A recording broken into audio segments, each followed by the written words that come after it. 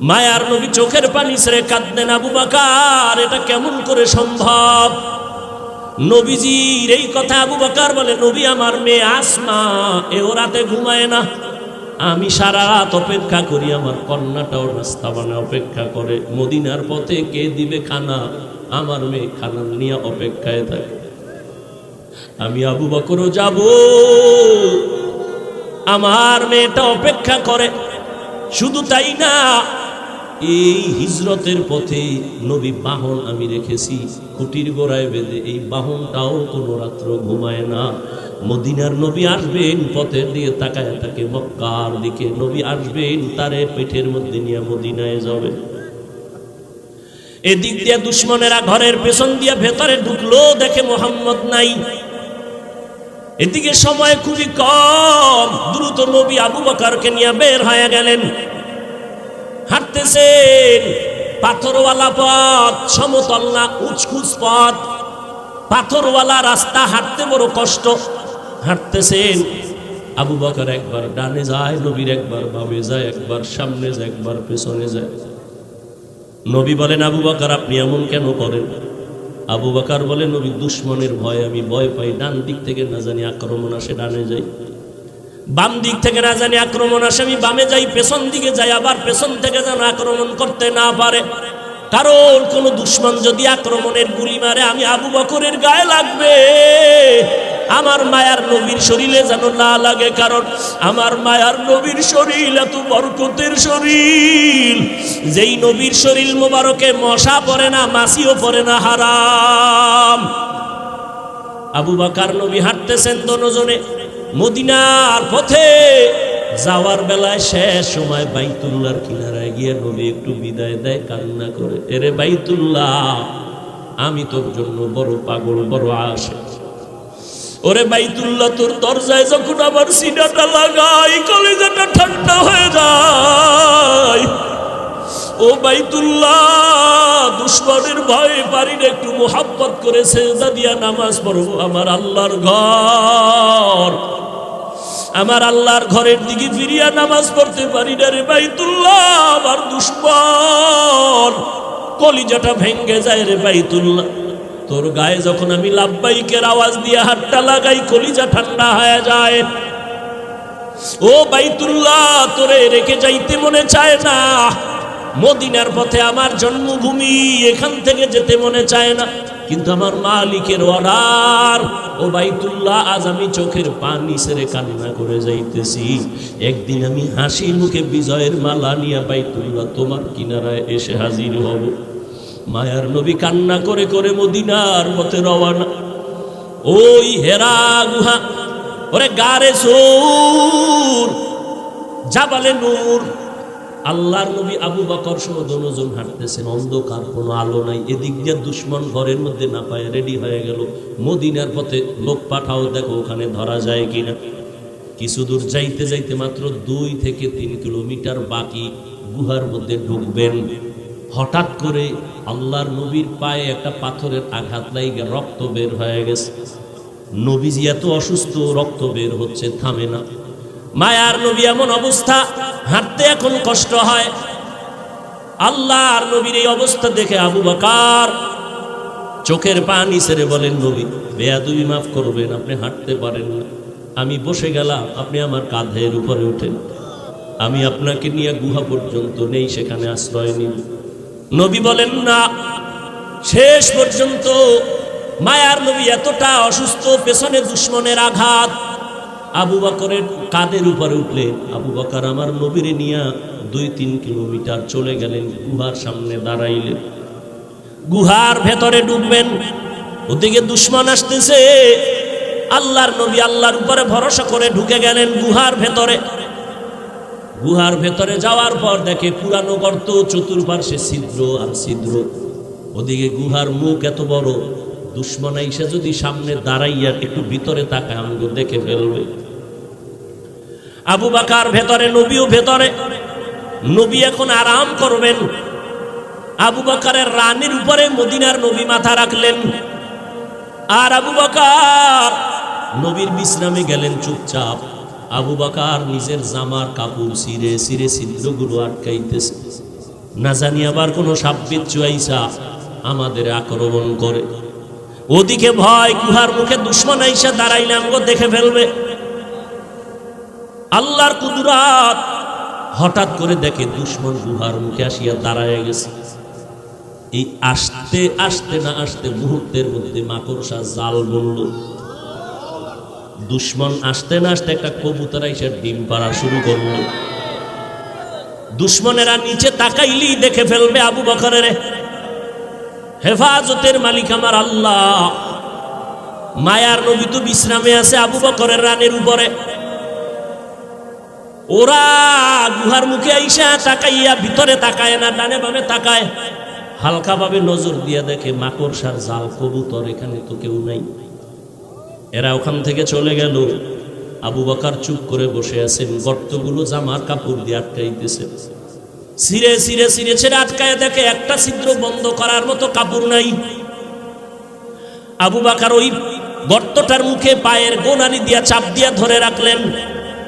কিন্তু ওই গর্তের মধ্যে একটা সাপ বহুদিন ধরে ছিল, মায়ার নবীকে দেখবে বলি অপেক্ষা করছে। আবু বকর যখন পা সরায় না, ঠোঁট দিয়ে কয়েকটা হালকা ভাবে আক্রমণ করলো। আক্রমণের নিয়ত না, পাওটা সরাও, আমার আশান্বিত নবী বুঝি আসছে, আমি দেখব। যখন পাওটা সরায় না, হালকা ভাবে একটু দাঁত বসায় দিছে। দেওয়া মাত্র বিষে পুরো শরীর জর্জরিত। আবু বকরের বিষ, চোখের পানি পড়া শুরু হয়ে গেল। কিন্তু পা নাড়ায় না। রহমতের নবী রানের উপরে মাথা মোবারক রেখে আছে। পা নাড়ায় না, বেদবি হবে, নবীর ঘুম নষ্ট হবে। মায়ার নবী বিশ্রামে আছেন। হঠাৎ করে অজান্তে আবু বকরের কান্নার চোখের একটা ফোঁটা পানি নবীর উপরে পড়ে গেল। মায়ার নবী তাকায় দেখে আবু বকরের চোখে পানি। নবী বলেন, আবু বকর কি খবর? বলে, নবী এই হালাত। নবী জিহ্বার থেকে মোবারক থেকে লালা মোবারক নিয়ে একটু লাগাই দিলেন, সাথে সাথে বিষ পানি হয়ে গেল। এরে নবীর উম্মতের দল, ওই সাপ গর্ত থেকে মুখ বের করলো। নবীজির নজর পড়ে গেল। মায়ার নবী এমন রহমতের নবী আমার। সমস্ত প্রাণীরা আমার নবীকে চিনে, আমার নবীরে দেখার জন্য পাগল। কিন্তু আমরা সেই নবীর শ্রেষ্ঠ উম্মত হইয়া নবীরে এখনো পর্যন্ত দেখতে পারলাম না। কি দরুদ শরীফ পড়ি যে নবীর সাথে দেখা হয় না। ওরে সেজদার মতো সেজদা দিলে তো মাওলার সাথে দিদার হবে। দরুদের মতো দরুদ পড়লে তো মদিনার নবীর সাথে ঘুমের ঘরে মোলাকাত হয়ে যাবে। ও আল্লাহর বান্দারা, এই জীবনের আমলের ফলাফল কি? নবীরে কি ঘুমের ঘরে দেখেছো? আল্লাহর সাথে কি পরিমাণ মোহাব্বত তৈরি হয়ে গেল। ওই নবীর ধুলা বালু, মদিনার ধুলা লাগানোর জন্য আশেকেরা পাগল পারা হয়ে দৌড়ায়। অথচ নবীর সুন্নতের আশেক এখনো পর্যন্ত হতে পারলাম না। কই সুন্নতের দস্তরখান, কই বাথরুমে গেলে টুপি, কই জুতা, কই ডিলা কুলুক, কই টিস্যু পেপার ব্যবহার। খানার মধ্যে কই নবীর সুন্নতের খবর নাই। এরপরে নিজে তো এক চিন্তা, আবার আমার সন্তান, ছেলে মেয়ে, আমার পরিবার। আল্লাহর নবী চোখের পানি ছেড়ে গর্তের বিবরণ দেয়। আম্মাজান আয়েশা কাঁদতেছেন। আম্মাজানকে বললেন, ও আয়েশা, তোমার বাবা আমাকে কাঁধে নিয়া 3 কিলোমিটারের মতো রাস্তা পাড়াইয়া ওই গর্তের মধ্যে নিয়া তার রানে আমি মাথা দিয়া বিশ্রাম নিছিলাম। বিষের ব্যথায় কানছে, তবে একটু পা নাড়ায় নাই। এই যে ত্যাগ আবু বকর আমার জন্য দিনের স্বার্থে দিল, সারা দুনিয়ার উম্মতের নেক এক পালায় দিলেও সমান হবে না। আম্মা জান আয়েশা কান্না করেন, নবী যদি বেয়াদবি না নেন, আমার আব্বা জানের আর একটা নেক আমল কি বলবেন? নবী বলেন, শুনো আয়েশা, শুনো সেই দিনের আমল। নবীর শেষ জীবনে তাবুকের যুদ্ধে যাবেন। একটা যুদ্ধ শেষ হলো, আর একটা যুদ্ধ তাবুকে যাবেন। তাবুকে যাবেন মদিনার থেকে বহু দূর। ওই যুদ্ধে যাবেন এমন সময় খেজুরও পেকে গেল, খেজুর কাটার সময়, মানুষের কাজের সময়, প্রচন্ড রোদের তাপ। আবার আর একটা যুদ্ধ থেকে আইসা সব ক্লান্ত। কিন্তু রোম সম্রাট বেঈমান হাজার হাজার কাফেলা নিয়ে আসতেছে। মদিনার দিকে যুদ্ধ করার জন্য। এবার নবী ঘোষণা দিলেন, তৈরি হয়ে যাও, 30,000 কাফেলা নিয়ে আমরা যুদ্ধে যাব তাবুকে। সবাই রেডি হয়ে গেলেন, কিন্তু এই যুদ্ধে 30,000 সাহাবী নিয়ে গেলে আমাদের অনেক বাহন লাগবে, সাওয়ারি লাগবে, টাকা লাগবে। নবী ঘোষণা দিলেন, ও আবু বকর, ওমর, ওসমান, আলী সহ সবাই বাড়িতে যান, সবাই দান করেন, টাকা দেন, সাওয়ারি দেন, সবাই দান নিয়ে আমার সামনে হাজির করেন। বাহন লাগবে অনেক। হযরত ওসমান রাদিয়াল্লাহু তাআলা 10,000 সাওয়ারি নিয়ে নবীর সামনে হাজির। টাকা তো আলাদা, ওমর সব নিয়ে আসছেন। এইবার নবী একটু পরীক্ষামূলক বসলেন, বৈশা জিজ্ঞাসা করেন, ও আলী, আপনি কি পরিমাণ দান করলেন? এই পরিমাণ।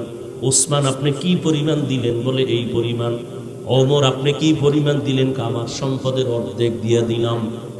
ওমরের মনের মধ্যে, আজকে আমি এত বেশি দান করব, নবীর দোয়াটা আমি আগে পেয়ে যাব। ওমরেরও আশা বেশি দান করব, দোয়াটা পাবো। ওসমানেরও আশা। নবী সবাই জিগাইলেন, এই আলী কি পরিমাণ দিলেন? ওসমান কি পরিমাণ দিলেন? ওমর কি পরিমাণ দিলেন? আবু বকরকে নবী কয়, ও আবু বকর, আপনি বাড়িতে কি পরিমাণ রাখলেন? হযরত আলীকে বললেন, কি পরিমাণ নিয়ে আসছেন? ওসমানকে বললেন, কি পরিমাণ দান করেছেন? ওমরকে বললেন, কি পরিমাণ নিয়ে আসছেন? কিন্তু আবু বকরকে কি পরিমাণ নিয়ে আসছেন বলে নাই, কারণ নবী জানে আবু বকর বড় গরীব। মায়ার নবী বললেন, আবু বকর ঘরের মধ্যে কি রেখে আছেন? আবু বকর চোখের পানি ছেড়ে বলে, নবী, আমার ঘরে ঝাড়ু দিয়া দিয়া সব আমি নিয়ে আসছি। আমার ঘরে আমার আল্লাহর, আমার নবী ছাড়া কেউ নাই। আমার আল্লাহ ছাড়া, আমার মুহাম্মদ নবী ছাড়া আমার কেউ নাই। আমি সব ঝাড়ু দিয়া দিয়া আমি সব দিনের নবীর সামনে আসছি, কারণ এই সময় যদি আমি কিছু রাখি, আমি আল্লাহর কাছে ফলাফল পাবো না। আমার খানার মতো চুলায় আগুন জ্বলে না, ঘরে খাউন নাই।